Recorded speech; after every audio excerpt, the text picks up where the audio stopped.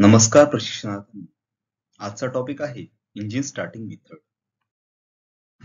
Engine सुरू करण्यासाठी खालील दिलेल्या वेगवेगळ्या पद्धती उपयोगात आणल्या जातात, त्याबद्दल आपण जाणून घेणार आहोत. त्यातल्या पद्धती आहेत hand starting, electric motor starting, hydraulic starting motor, compressed air starting आणि गॅसोलिन इंजिन स्टार्टिंग. आपण चित्र पाहत आहात हँड स्टार्टिंगचे. चला याच्याबद्दल जाणून घेऊया.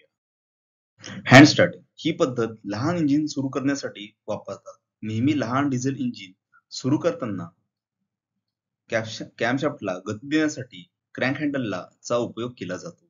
इंजिन सुरू करताना सुरुवातीला डिकॉम्प्रेशन लिव्हर ऑन करतात.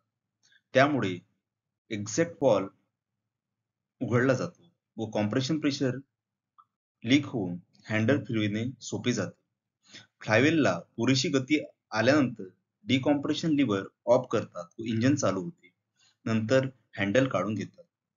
तसेच लहान पेट्रोल इंजिन सुरू करण्यासाठी किक स्टार्टिंग पद्धतीचा वापर केला जातो. ही पद्धत विशेषतः स्कूटर, मोटरसायकल, रिक्षा इत्यादी वाहनांवर वापरली आहे. काही लहान पेट्रोल इंजिन सुरू करण्यासाठी दोरीचा उपयोग केला जातो. दोरी क्रॅन्क पुलीवर गुंडाळून जोरात हिसका दिला जातो. त्यामुळे क्रॅमशाफ्टला गती मिळून इंजिन सुरू होते. दुसरी मेथड आहे इलेक्ट्रिक मोटर स्टार्टिंग. यामध्ये फ्लायव्हीलला स्टार्टर मोटरच्या सहाय्याने चालू केले जाते. चला जाणून घेऊया इलेक्ट्रिक मोटर स्टार्टिंग. या पद्धतीमध्ये इंजिनच्या फ्लायव्हीलला फिरवण्यासाठी स्टार्टर मोटरचा उपयोग केला असतो. स्टार्टर मोटरला शक्ती पुरवण्यासाठी बॅटरी दिलेली असते. ही पद्धत हेवी डिझेल इंजिन सुरू करण्यासाठी वापरतात. इलेक्ट्रिक मोटर ही फ्लायव्हील रिंग गिअरशी जोडलेली असते. या पद्धतीमुळे पुढील भागांचा समावेश होतो: फ्लायव्हील, स्टार्टर मोटर आणि बॅटरी, जी आपण आकृतीमध्ये बघितलेली आहे. या पद्धतीमध्ये इंजिन सुरू करताना स्टार्टर स्विच ऑन करतात. त्यामुळे बॅटरीची करंट स्टार्टर मोटरला दिला जातो. स्टार्टर मोटर मधील पिनियन फिरत जाऊन फ्लायव्हील रिंगशी एंगेज होतो व फ्लायव्हील फिरतो. जाणून इंजिन सुरू होते. यानंतर हायड्रोलिक क्रँकिंग मोटर या पद्धतीबद्दल जाणून घेऊया. हायड्रोलिक क्रँकिंग मोटर या पद्धतीमध्ये हायड्रोलिक ऑइल वर दाब देऊन त्यावर हायड्रोलिक स्टार्टर मोटरने इंजिनचे फ्लायव्हील फिरवण्यात येते. या पद्धतीत hydraulic starter motor, control valve, hand pump, accumulator, engine driven pump, filter इत्यादी भागांचा समावेश होतो. स्टार्टिंग लिव्हर दाबल्यावर कंट्रोल व्हॉल्व ओपन होऊन हायड्रोलिक ऑइल अॅक्युम्युलेटर मधून हायड्रोलिक स्टार्टर मोटरमध्ये प्रेशरने जाते. त्यामुळे मोटर फिरू लागते व इंजिनच्या फ्लायव्हीलला फिरवते आणि इंजिन चालू होते. इंजिनने स्पीड घेतल्यानंतर कंट्रोल व्हॉल्व बंद होतो व क्रँकिंग मोटर इंजिन पासून वेगळे होते. त्यानंतर आपण बघूया एअर स्टार्टिंग और pneumatic starting system. Compressed air cranking पण याला म्हटले जाते. या पद्धतीमध्ये दाबयुक्त हवेचा उपयोग इंजिन क्रँक करण्यासाठी केला जातो. म्हणून या सिस्टीमला कॉम्प्रेस्ड एअर क्रँकिंग किंवा एअर स्टार्टिंग सिस्टीम असे म्हणतात.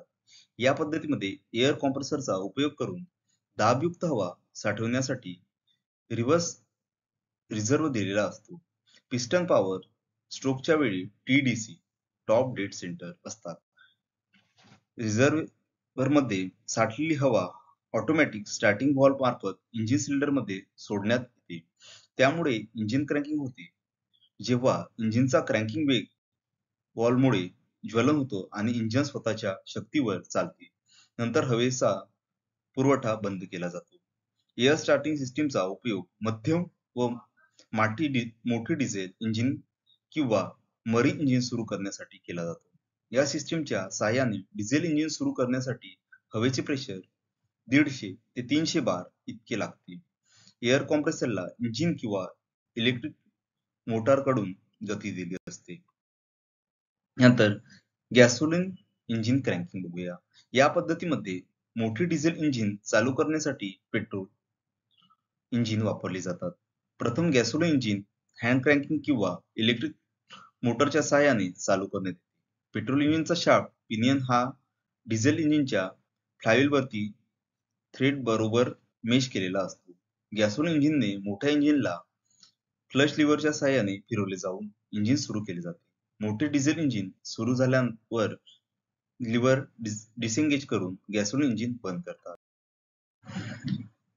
यानंतर आपण इंजिन बंद करण्याची म्हणजेच method of stopping the engine बघणार आहोत. सर्वसाधारणपणे डिझेल इंजिन बंद करण्यासाठी फ्युएलचा पुरवठा बंद केला जातो व पेट्रोल इंजिन बंद करण्यासाठी बॅटरी करंट बंद केला जातो.